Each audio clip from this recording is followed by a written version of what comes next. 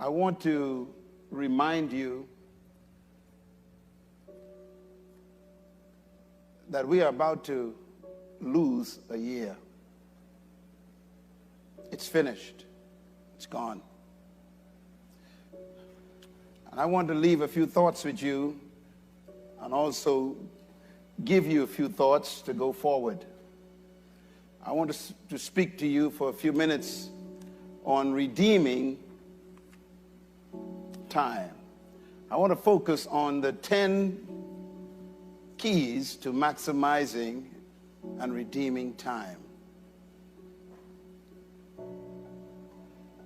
Please write this statement down. It may be a good place to start.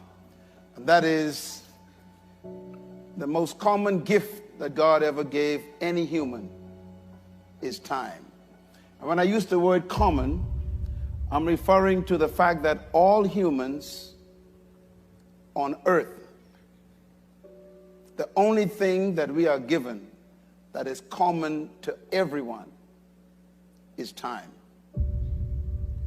All of us are different heights, different weights, different colors, pigmentation, different economic strata, different families from different ethnic backgrounds. We are from different cultures. But one thing we all have in common, and I'm talking about 7.2 billion people on earth, have the same common commodity, and that's time. Why is that so important? Because of the next statement. That is, what you are and what you become depends on how you use your time. You and I have the same amount of time. The billionaire and the beggar both have 24 hours every day.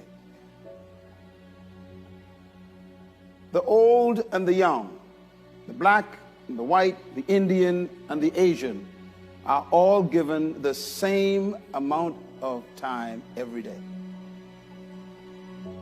So really, point number 3 becomes very logical, and that is, time cannot be stopped, but humans can control it. You cannot stop a day. You cannot stop an hour. They have no respect for you. But you can control how it will be used. Which means that even though time is unstoppable, it is controllable. And what you do with it determines who you become. I think about time a lot because time is life.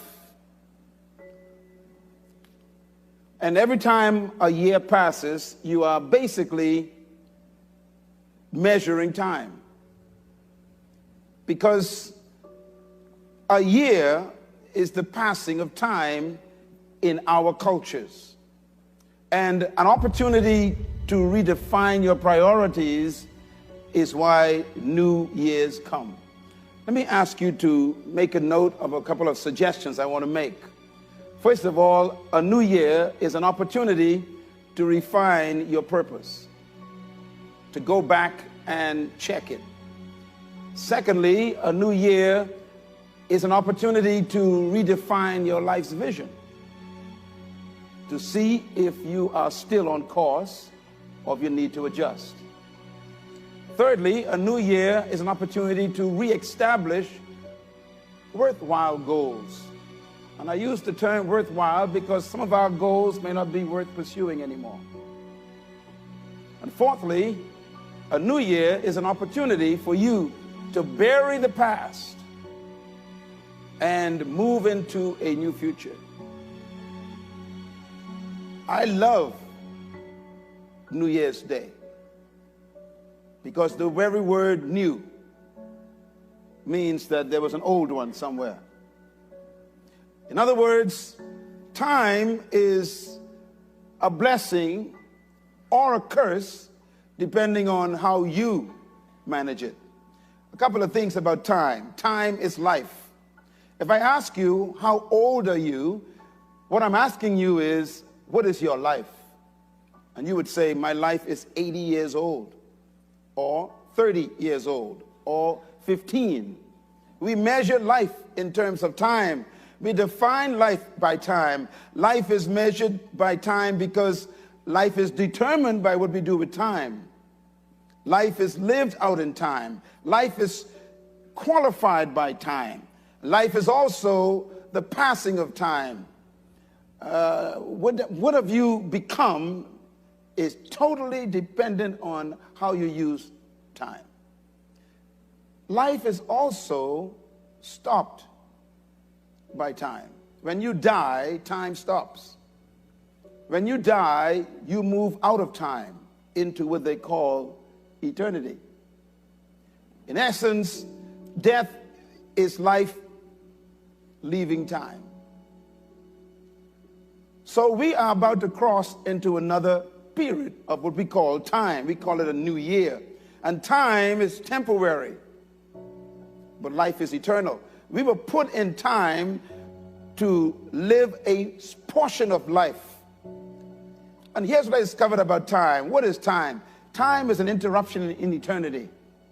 Time is also defined in my book as a small measure of eternity. Time is a piece of eternity. Time is a slice of forever with a beginning and an end. Time is the limited period during which an action or a process exists or takes place. In other words, time is a measure of space. Time itself has its own power.